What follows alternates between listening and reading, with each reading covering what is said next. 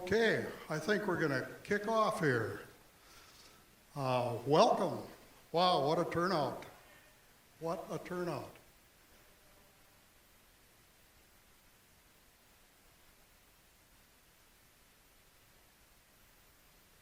And what a good-looking bunch of American patriots.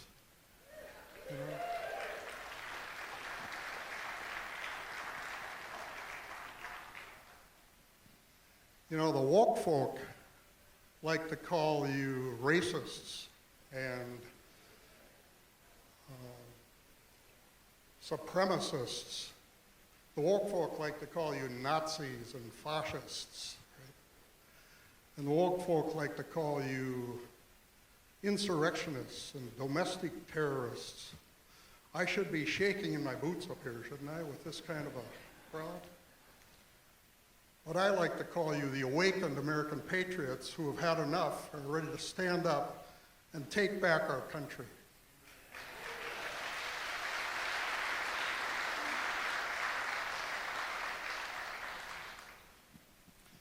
So we're going to start today with prayer. We're going to ask Catherine Zemanek, who is the Regional Director for Convention of States Grassroots Movement from Michigan, to come up and lead us in that prayer. Thank you, Catherine.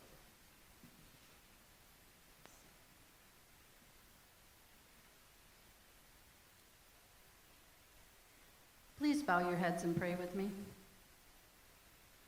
Heavenly Father, thank you for every seat that has been filled here today. For each mind and heart that fills the presence of this room, we thank you. Only you truly know what we are setting out to accomplish today. We have an idea, a vision, hints, and daily instructions. We have talents, abilities, and time to work. However, only you can see in perfect detail the end of every beginning, every project, every season, every life.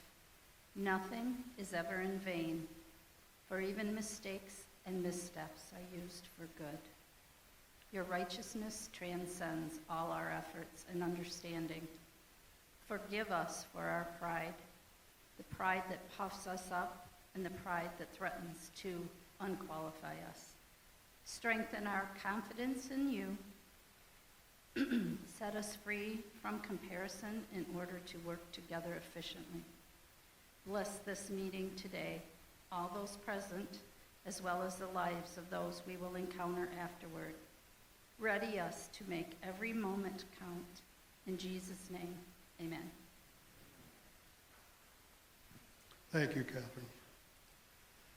And now I'd like to ask veteran Mark Swanson. Hang on one second. I think Jim is saying silence your cell phones, please, if you have them.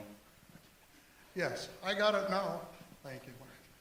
Yeah, thanks, and welcome to South Santiago Lutheran Church. I am a member here, so if you have any questions about the building and our Sunday services, feel free to ask. I ask you to stand now as you're able, and the flag is over on this side here.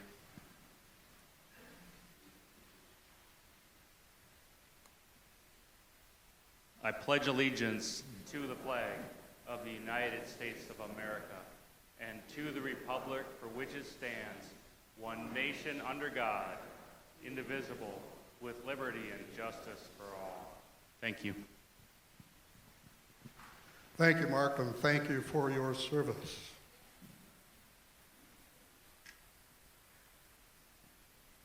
And so now I'd like Representative Shane Mecklin to step up and introduce himself and the other state legislators that have been able to join us this morning.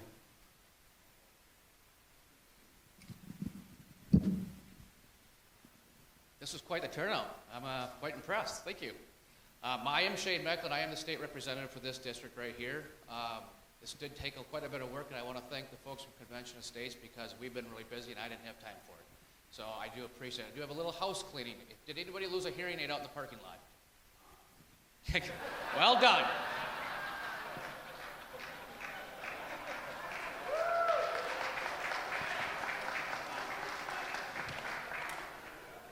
I deserve that one. I was asked to announce one other thing quickly, that there are some folks asking to sign a petition for the Second Amendment Sanctuary County thing, and I believe they're out front. So I said I would do that. Well, he's not even one that said, huh. Right. So I'm going to introduce the rest of the folks that were kind enough to come and be part of our panel up here. Senator Matthews right here. He actually is a senator for this district as well. Feel free to have a seat. We have Representative Eric Lucero over there in the burgundy hat.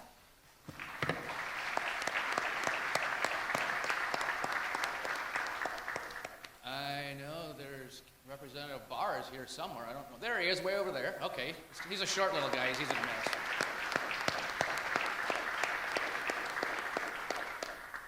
And finally, Representative Lewick, who drove all the way down from Aiken. Give him a hand.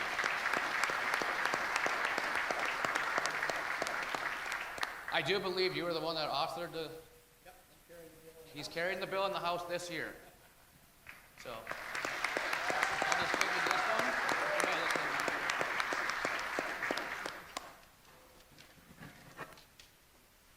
one. All right, thank you, gentlemen. Wow, pretty short talk for legislators, don't you think? We were told to keep it brief. All right. Well, thanks for the warning. We're okay with that. Listen, are we ready to go on the Pete Hegseth video? We're going to watch a short 2-minute video from our friend, our Minnesota's own Pete Hegseth. Amen on the 10th Amendment. You're entirely correct. We've totally abandoned it. And we need a solution as big as the problem. And thankfully, our founders understood that. And they gifted us something called Article 5, which gave the power to the states to, if the federal government ever got so big, so expansive, so tyrannical, states could come together and pass amendments in their states. And if enough of them pass, then they hold a amending convention to rein in the federal government. It's right there. Steve, there was no debate at the Constitutional Convention about Article 5. Every founder said, well, of course, if the federal government, which we created, ever got so big, then we should put the power back to the states and state legislatures. Thankfully, there is a movement, an Article 5 Convention of States movement right now, Steve, that's gathering steam, where state legislatures, you don't need the governor's signature, state legislatures, the people's power, passed the same amendment. They created an amending convention where you can balance the budget, put in term limits, not just for elected officials, but for bureaucrats, and then rate in the size and scope of the federal government. It's the only thing that could actually get at the progressive problem and the progressive project of the last 100 years. Thank you, Pete. Pete's a big endorser of Convention of States and goes around speaking. Some of you may have been at our rally, 2 rallies actually, at the state capitol in the last few years, where Pete was a featured speaker. So he's a great for us. If you have questions on that video or want to see it again yourself, it's on the website, on the Convention of States website. I'm right here in the middle. Sorry. I know it was might have been hard to see or hard to hear, but it's on the Convention of States website. You can find it on there. Thank you. All right, at this point, I'd like to kind of get into it and introduce Kevin Furman, who's going to give us a presentation. Why do we need a Convention of States, and some other points he will make. So, Kevin, are you ready to go?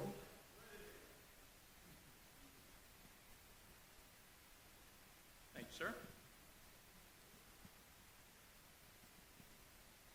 Good morning. I'm a small business owner. I live in the Twin Cities, and a few years ago heard a little bit about Convention of States, and it was the first time that I felt I had a chance to actually make a difference in our political system. And so I've jumped in and said, I want to make sure that this moves forward. If it's okay, if you feel okay, anybody not know anything about Convention of States, they're just here to check it out. Anybody in that camp? I'm just curious. Okay, good. Yeah, welcome. Thank you for being here. That's awesome. So what I'm going to do is just sort of set the table, if you will.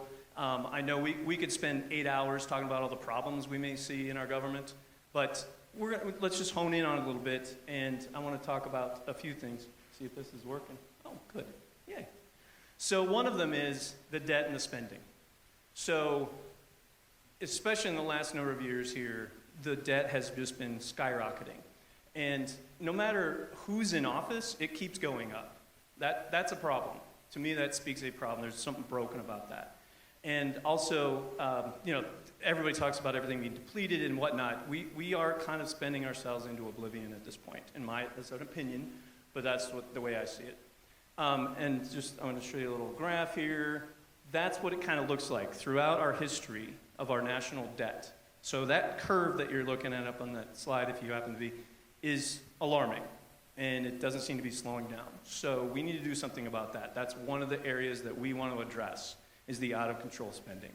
Another area, well, I want to talk about where it gets spent. We can get into the details of it, but there's mandatory spending, and there's discretionary, and there's et cetera, and then other new things that keep being heaped upon the pile, especially lately. So it's a problem.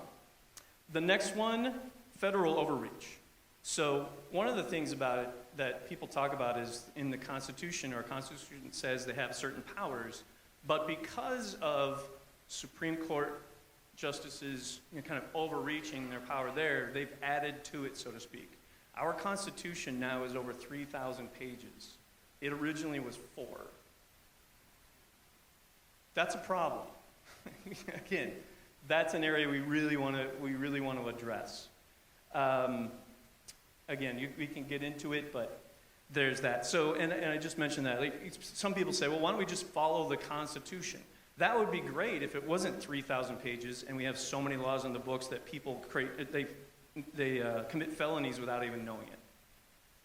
That's huge. That's a big, big deal. So we want to address that. We want to rein that back in, get it back to the original intent, where the federal government doesn't have that much oversight over our lives. That was something our founding fathers really were scared about. They lived it. They lived the tyrannical times, and they said, that can't happen again. So what we're doing is setting up a way, so to speak, using Article 5 in the Constitution to get back to that point. And we'll hit that more later for sure. The last one is the whole career politician idea, right? The founding fathers, if you read any of the Federalist Papers, they couldn't foresee anyone wanting to be a politician. They thought it was something they had to do. It was something like our duty. And that's not really the case for most, from what I can see. No offense to anyone here, of course. But if you look at on a federal level, right? I don't know if you can read those, but there's people in their 30, 40, almost 50 years. That's not what they intended. Again, if you go back and read their thoughts on the idea, that would have never occurred to them that we have allowed this to happen. So those are the big things. Here's another little graph of the average span of time that people spend in Congress or Senate. So those are your 2 lines there. So it just keeps creeping up, and just more and more power. Kind of makes sense. If we give them power, they're going to want more. It's a great gig. If you here, have some power. Okay, well, I'll take some more then, right? That's human nature in some ways. So we, the people, should have a way to rein that back in. Luckily, we do. That's what we're here about. So those are the 3 main areas. I do want to talk about Article 5. This is about Colonel Mason. So just real quick, we'll watch this.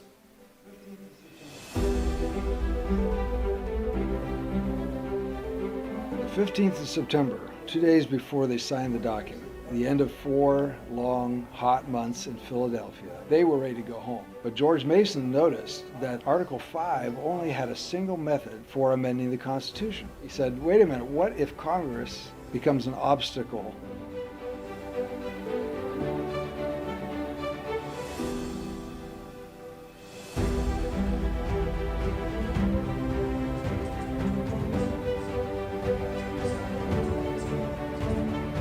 It was given to us by George Mason, who said, look at guys, someday this government's going to abuse its power, and there won't be anything for you ever to ratify if it's counting on Congress to reduce the power of the federal government. So we need to give the states the ability to reduce the power of the federal government.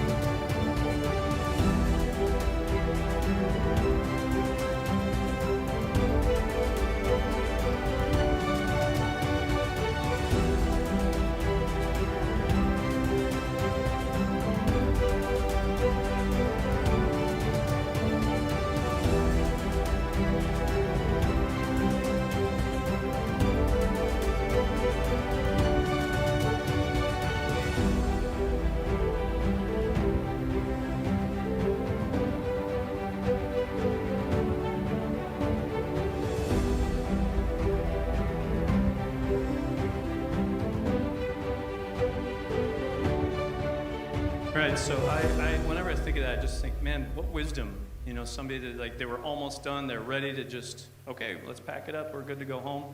And he said, wait a minute, hold on a second.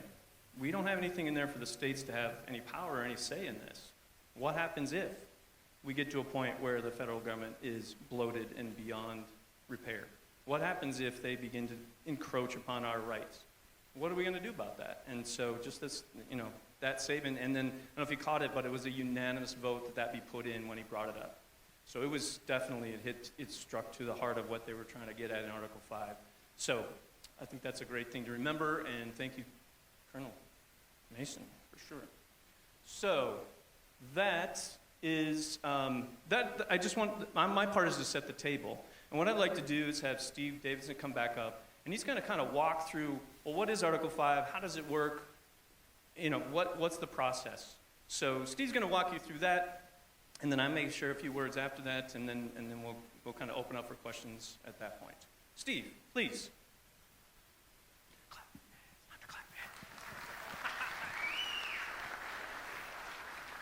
You better wait on that until you hear me, I think. But anyway, no, it's so good to see a huge crowd here. I don't know how many we are, but it's significant. And that's exactly what we need. You know, one thing we want to accomplish today is to have you leave here with enough knowledge, with enough confidence in the way the Founding Fathers intended Article 5 to be used, so that you can spread the word to your network of friends, family, and everyone. Because Convention of States will fail if the American people don't grasp onto it and use it the way the founders intended. You know, we've got so many things going on in our country right now. The only thing that is going to change things is coming from we the power with the hand of divine providence upon us and say enough is enough. So that's what we're here about. We want to try and educate you as much as we can and make sure you understand that everything we talk about today is available in spades on the conventionofstates.com website. There is so much information there. You almost need some way to guide your way through it and find what you're actually trying to, or what you're actually looking for. But did everyone receive a handout? Did I receive a handout? Anyone who needs one? In the back there? Thanks, Kevin.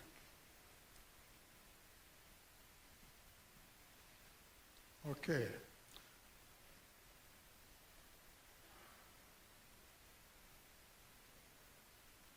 Okay. Well, we all know that America is under attack by those who would destroy our freedom, our liberty, our free enterprise system, take away our unalienable rights. Fortunately, the Founding Fathers accurately predicted that this day would come to America.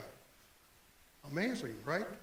230, 240 years ago, they were concerned about what's happening today. And that's pretty special. It speaks to their genius. And so, like you saw from Colonel George Mason, they found a solution. And so let's take a look at the actual words in Article 5 itself, at the top of the front page of your handout. The Congress, whenever 2/3 of both houses shall deem it necessary, shall propose amendments to this Constitution. Propose amendments to this Constitution.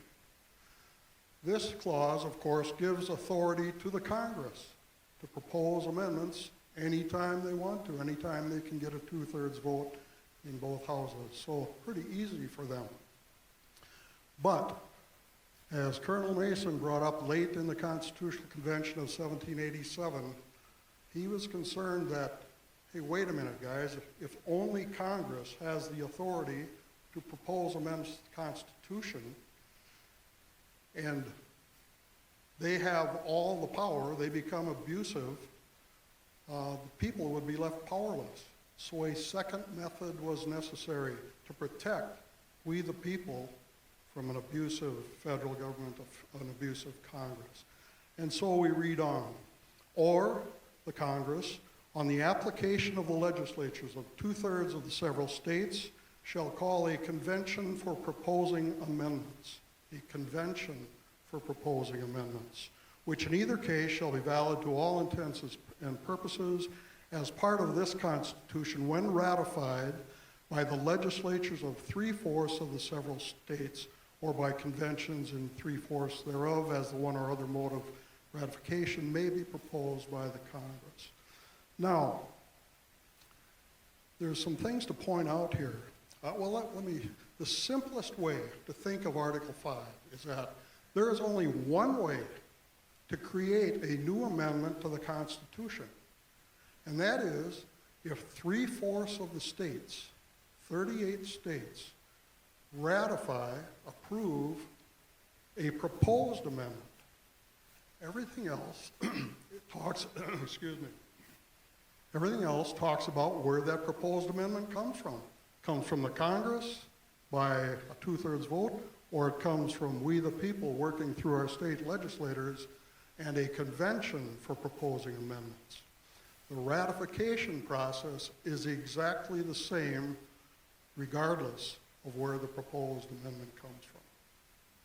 So I'd like to point out a few things in the language, and as Kevin pointed out, this was passed unanimously by the Founding Fathers. Unanimously. Probably the only thing in the Constitutional Convention that was passed unanimously. But they were all in on this. And so the first thing I want to point out is in two places, both in the first clause and down in the ratification part, it talks about proposed amendments to this Constitution. This Constitution. Not a new Constitution, not a different Constitution, simply proposing amendments to this Constitution. Okay? So, another thing to point out is the word shall. Some of the opposition says, well, what if Congress refuses to call the convention? The word shall has legal implications. It means mandatory. That's why the founders used that term. Congress will have no choice when 2/3 of the states pass the application. They must call the convention.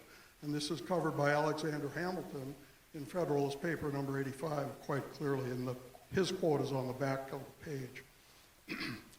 So, the third thing I want to talk about is, what did the Founding Fathers call this? In the second clause, a convention for proposing amendments with only that authority.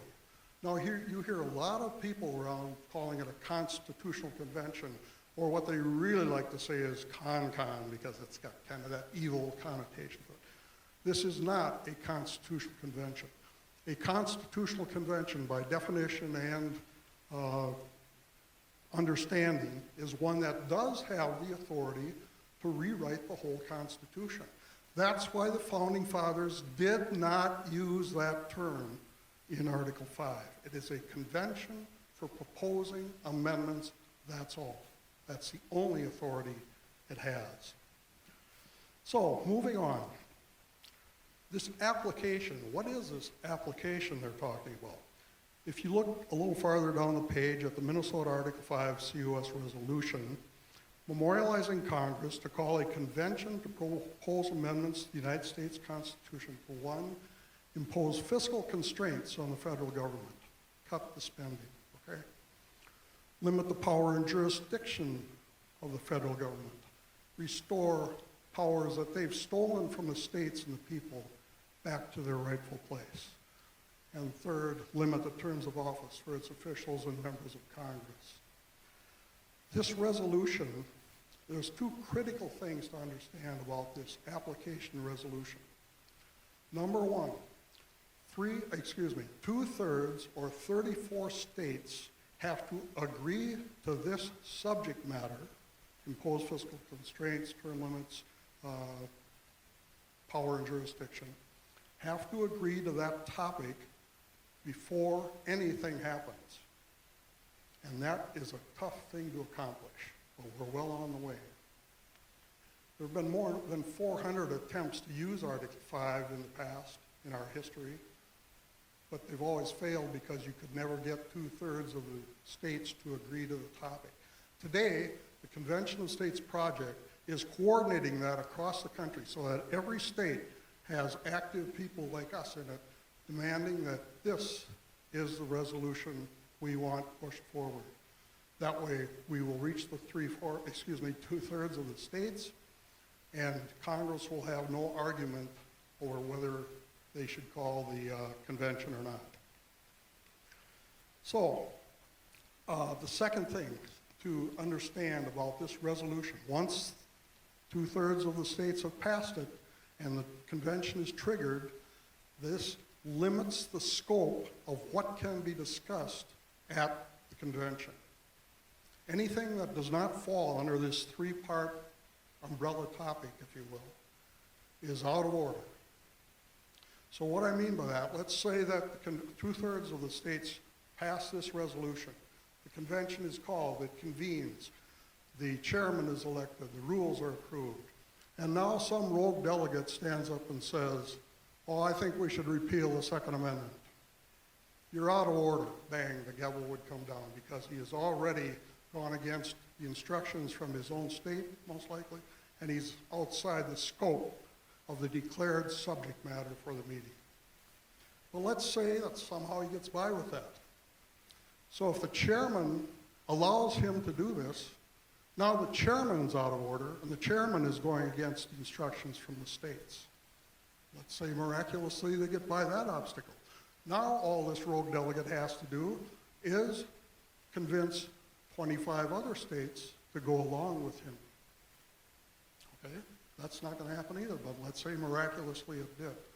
Now, and it passes the Convention of States. Where are we now? We're nowhere, because ratification has not yet happened. So now, to get this repeal of the Second Amendment completed, that means he'd have to get 3/4 or 38 states to go along with repealing the Second Amendment.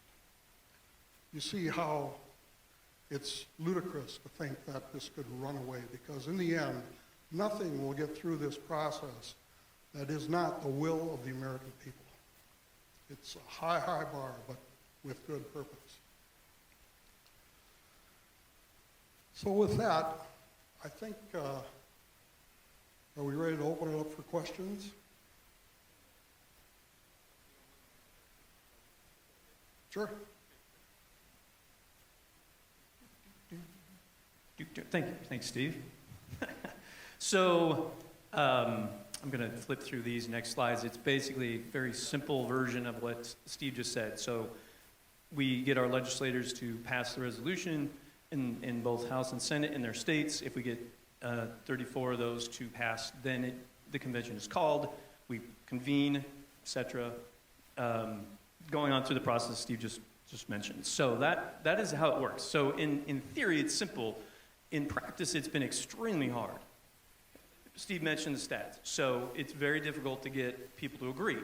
And so that's why part of what we feel safe about this is all the safeguards that Steve mentioned. That there really isn't any way for it to run away, because legally it's been set. The precedent has been set how it's going to be, how it's going to run, how we're going to do it. So that is just another reiteration of how that works. Okay, so I just want to show you this real quick.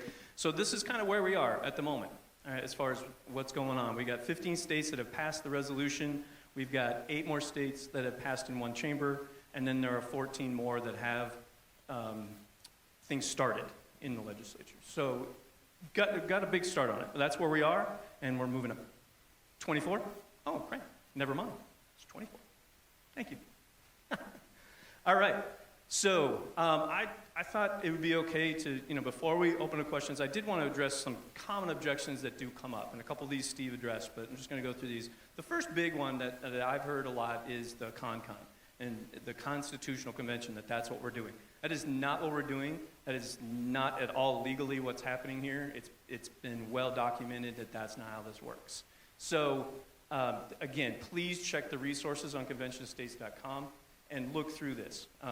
Ralph Nadelson did some amazing research and amazing papers on the history, the legality, and how this works from that standpoint so that people can't do what they want with it. So that's one thing I want to just point out there again. It's a common objection, but really it's founded a lot in a lot of misinformation that came from the 70s from a couple law professors that didn't do their research and just sort of spewed some things and people ran with it. And it's just been hanging on. Yeah, here we go. So here's, if you really want to get into it, here's Robert's book, right? So he's got a book on the actual law of Article 5. So if you want to dig deep and, get that resolved for yourself, I highly recommend this book. Great read. It's not your Sunday morning paper, but it's a great read. And then the second thing that comes up is, well, we don't know how it's going to get run. We don't know, what are they going to do? Are they just going to sit around and whatever? No, there has been legal precedent. We actually had the states, when they wrote the Constitution, they had met 33 times to kind of work things out between them. So there's been precedent, again, legally, that how it's run, how you have to have an agenda. You can't go outside the agenda for the meeting. That's not the purpose. It's not how it works. So that legally has all been a precedent. So that one, too, we do have an idea of how it would work. So the other one that comes up, and again, Steve addressed a lot of these. I'm just going to go one by one, just because it's good to know. Yeah, we've heard this. We know that people are objecting because they're concerned, and rightfully so. No one wants to be making it more of a mess, least of all us. So another one is that the topic can't be limited, and they're going to rewrite the Constitution. Steve already went over that, but it just doesn't make any sense from a historical standpoint. That's never happened. We do know how it's going to run. We do know that it's got to follow the agenda. That is not the deal legally, and no, it wouldn't happen. And then the other one is that Congress would control the convention, and they don't have anything to say about it. And there's been court proceedings in the 20th century that have said, nope, even under the proper and necessary clause, they do not have any jurisdiction over a convention of states. So that's an unfounded accusation also. And the last one, that's odd. There's no safeguards. And Steve went through all the safeguards really well. So just the fact that you got to get 2/3 of the states to agree on something, that's a hurdle. Then you got to get a majority of the states with one vote. By the way, every state gets one vote in the convention. So they can send 20 delegates if they want, but every state gets one vote. Just want to point that out in case that wasn't clear. So that's a safeguard. You've got to get, at least a majority to say, yeah, okay, we're on board. Then it's got to get ratified by 3/4 of the states. So that means one form of the Congress or Senate, the House or Senate in one of 13 states can say, nope, and we're done. So it's very, very difficult to get this done. Anything that would be out of the purview of it or anything that's going to infringe upon our rights more is not going to fly. So those are the main ones that come up quite a bit. And really all we're trying to do is build a grassroots because it starts there. That's kind of the main thing. We'll make a point about this later, but and just to finish it up, and then we'll definitely open up for questions, and you guys can start talking. Like I know you want to. Here's, get off the stage. Anyway, yeah, well, I don't know, maybe a little. Anyway, so what we're trying to do is build a grassroots army, put people in place in all the districts to say, look, this is a good idea. Here's why. People to get informed and start sharing the information so that we can get more people like these gentlemen up here on board with us, and we can move this forward in Minnesota. That's and across the nation, but obviously we're in Minnesota. And again, I just want to point this one out. We did a survey of people that might be interested in what this is all about, and 76% of Minnesotans said, yeah, if that's what's going on, then I'm interested. It's really a nonpartisan kind of issue if you look at it from a power standpoint, from the federal to the state. If you start looking right and left, then it becomes more dicey, and it really clouds up the river, if you ask me. It's really more about up and down. It's federal versus state/people. So I would recommend, even if people are, say, more progressive and like big government, well, how do you like it when somebody in power you don't agree with is in power and infringing upon you, right? That sort of argument can really make people kind of take a step back and think, well, maybe that's not a good idea. So I look at it that way more than anything else. So it's something to consider. And as far as endorsements, Do we want to kind of go down that road a little bit, Steve? Oh, yeah, that sounds good. Yeah, so we can talk about